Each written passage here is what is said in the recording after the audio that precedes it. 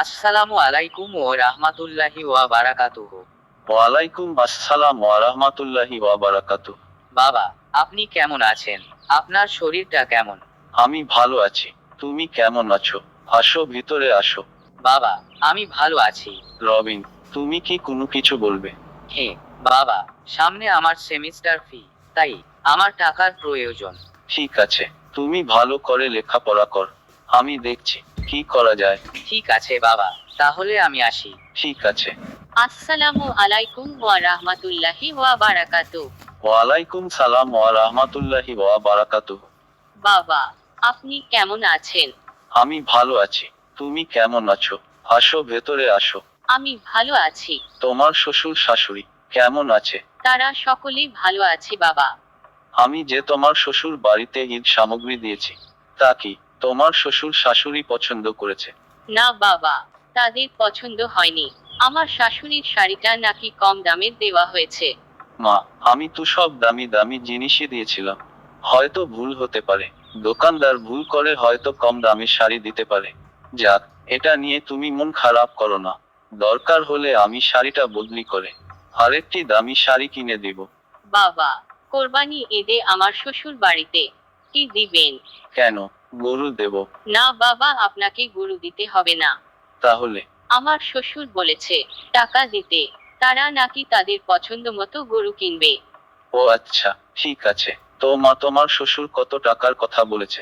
বাবা, আমার শ্বশুর 50,000 টাকার কথা বলেছে। আচ্ছা, ঠিক আছে, দিব। এ নিয়ে তুমি কোনো চিন্তা করবে না। ঠিক আছে বাবা, তাহলে আমি আসি। ঠিক আছে, তুমি যাও। আসসালামু আলাইকুম ওয়া রাহমাতুল্লাহি ওয়া বারাকাতুহু। ওয়ালাইকুম সালাম ওয়া রাহমাতুল্লাহি ওয়া বারাকাতুহু। বাবা, আপনি কেমন আছেন? আমি ভালো। তোর কি কিছু লাগবে মা? বাবা, কোরবানি ঈদে আমার পাখির ড্রেস লাগবে। ঠিক আছে মা, দেব। ঠিক আছে বাবা, তাহলে আমি আসি। ঠিক আছে মা, তুমি কোনো চিন্তা করো না। আমি কোরবানি ঈদে তোমার জন্য পাখি ড্রেস কিনে দেব। ঠিক আছে বাবা, আমি তাহলে আসি। আসসালামু আলাইকুম ওয়া রাহমাতুল্লাহি ওয়া বারাকাতুহু। ওয়ালাইকুম আসসালাম ওয়া রাহমাতুল্লাহি ওয়া বারাকাতুহু। হ্যাঁ গো, কি করছো? না, তেমন কিছু করছি না। আসো ভিতরে আসো। না মানে, তোমাকে কিছু কথা বলার ছিল। কি বলবে, বলো। ঠিক আছে, বলছি। শোনো, এবার কোরবানি ঈদে আমাকে একটা নেকলেস দিতে হবে। কি বলছো তুমি? যা বলছি তা তো তুমি শুনতেই পাচ্ছ। কিছুদিন আগে না তোমাকে একটি নেকলেস কিনে দিলাম? তাতে কি হয়েছে? মানুষের তো 4টা 5টা করে নেকলেস থাকে, আমার তো মাত্র একটি। রেখা, তুমি তো আমার স্ত্রী। তোমার জানা থাকা দরকার তোমার স্বামীর কত টাকা মাসিক ইনকাম। তুমি তো বুঝতে চেষ্টা কর। দেখো, সামনে অনেক টাকার প্রয়োজন। তোমার ছেলের সেমিস্টার ফি, তোমার বড় মেয়ের শ্বশুর বাড়িতে কোরবানির ঈদে গরু দিতে হবে। তারা গরু নিবে না, তাদেরকে নাকি টাকা দিতে হবে। কত টাকা জানো? 50,000 টাকা। তোমার ছোট মেয়ে পাখি ড্রেস লাগবে, তোমার নেকলেস লাগবে। আমি এসব কোথা থেকে দিব? আমি সামান্য একটা চাকরি করি, তা দিয়ে তোমাদের নিয়ে চলি। তোমার তো বোঝা দরকার, তুমি তো আমার স্ত্রী। সকলের সাথে তুমিও যদি এক হও, তবে আমার দুঃখ কে বুঝবে? ছেলে মেয়েরা অবুঝ, তারা বলতেই পারে। তাদের সাথে তুমিও যদি যোগ দাও, কি করে হবে? আমি এত কিছু বুঝি না। আমি বলছি লাগবে, আমাকে নেকলেস দিতে হবে। ঠিক আছে, আমি দেখছি। ঠিক আছে, আমি যাচ্ছি। তুমি খাবার খেতে টেবিলে আসো। তোমরা খাও, আমি পরে খাবো। ঠিক আছে। আমি এত টাকা কোথায় পাবো? কি করে এসব সমাধান করব? ছেলের সেমিস্টারের টাকা, মেয়ে শ্বশুরবাড়ি গরুর টাকা, ছোট মেয়ের পাখি জামা এবং স্ত্রীর নেকলেস, এসব আমি কোথা থেকে দিব? আমার শরীরটা এমন করছে কেন? আমার মাথাটা ঘুরছে, মনে হচ্ছে সারাটা দুনিয়া ঘুরছে। বুকে প্রচন্ড ব্যথা লাগছে। তোরা কে কোথায় আছিস? আমাকে ধর। আমার বুকে প্রচন্ড ব্যথা লাগছে। কি হয়েছে তোমার? আমার বুকটা প্রচন্ড ব্যথা করছে। মনে হয় বুকটা ছিঁড়ে যাবে। আমি আর সহ্য করতে পারছি না। তুমি একটু ধৈর্য ধরো, আমি এখনই ডাক্তারকে ফোন দিচ্ছি। রেখা, আমার মনে হয় আমি আর বাঁচবো না। আমাকে তুমি মাফ কর। তুমি একটু ধৈর্য ধরো, এত কথা বলো না।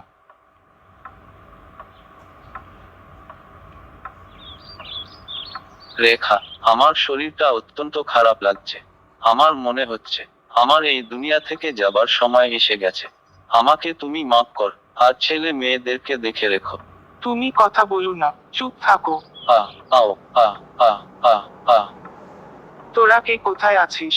তোদের বাবা মরে যাচ্ছে, তাড়াতাড়ি আয়। এই তুমি কথা বলো, তুমি কথা বলছো না কেন? কথা বলো, তোমার কি হয়েছে? তুমি কথা বলছো না কেন? ভাবি, কি হয়েছে? আপনার ভাই তো কথা বলছে না। ভাবি, আপনি একটু শান্ত হন, আমি দেখছি। ভাবি, ভাই তো কথা বলছে না। ভাবি, ভাই তো মারা গেছে। কি বলছেন ভাই? হ্যাঁ ভাবি, ভাই মারা গেছে। আমি এখন কি করব? আমি কেন তাকে এত কিছুর জন্য চাপ দিলাম? সব আমার দোষ।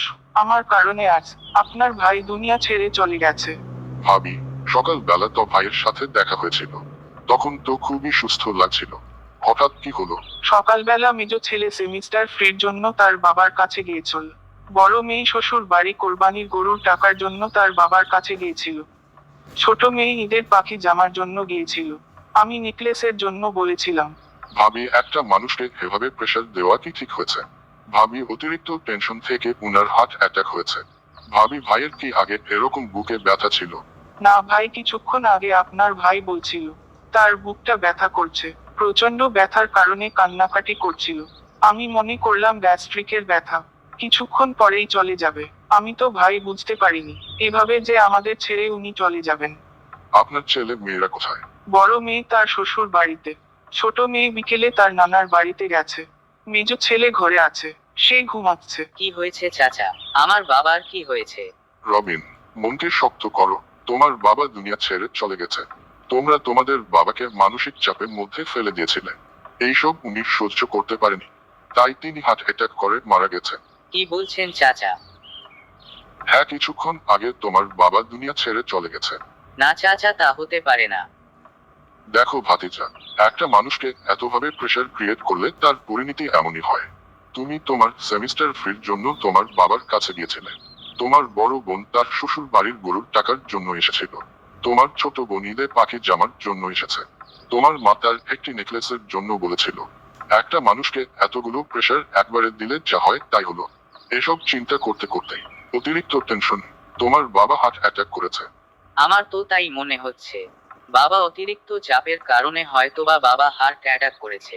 চাচা, বাবাকে আমরা অতিরিক্ত চাপ দিয়ে মেরে ফেলেছি। আমি তা বুঝতে পারছি। আসলে চাচা, আমার বাবার উপর অত্যন্ত কঠিন মানসিক চাপ দেওয়া হয়েছে।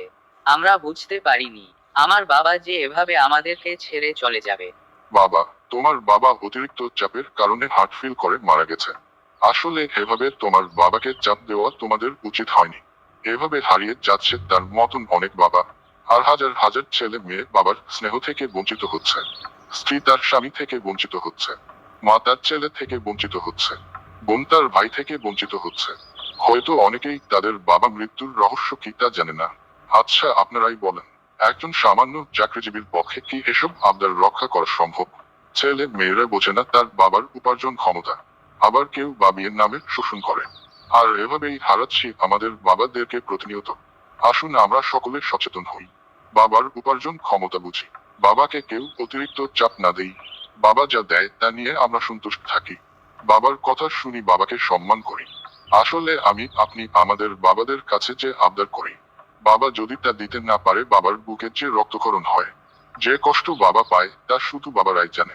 তাই সন্তানদের প্রতি আমার আবেদন, তোমরা তোমাদের বাবাকে প্রেশার দিও না। কোনো বাবাই চায় না আর সন্তানের খারাপ।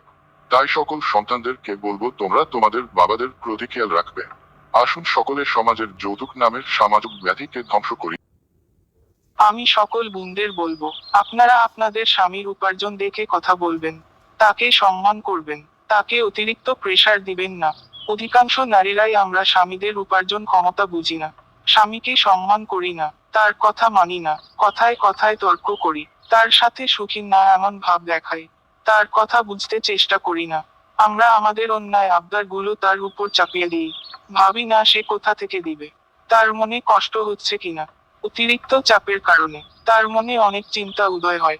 কি করে স্ত্রীর আবদারগুলো সে রক্ষা করবে? কি করে ছেলের আবদারগুলো রক্ষা করবে? কি করে মেয়ের আবদার রক্ষা করবে? কি করে ভাইয়ের আবদারগুলো রক্ষা করবে? কি করে বোনের আবদারগুলো রক্ষা করবে? কি করে মা বাবার আবদারগুলো রক্ষা করবে? এই সব চিন্তা থেকেই ব্রেনে আঘাত লাগে। আর তা থেকেই ব্রেন স্ট্রোক, হার্ট স্ট্রোকের মতো বিপজ্জনক রোগ হয়।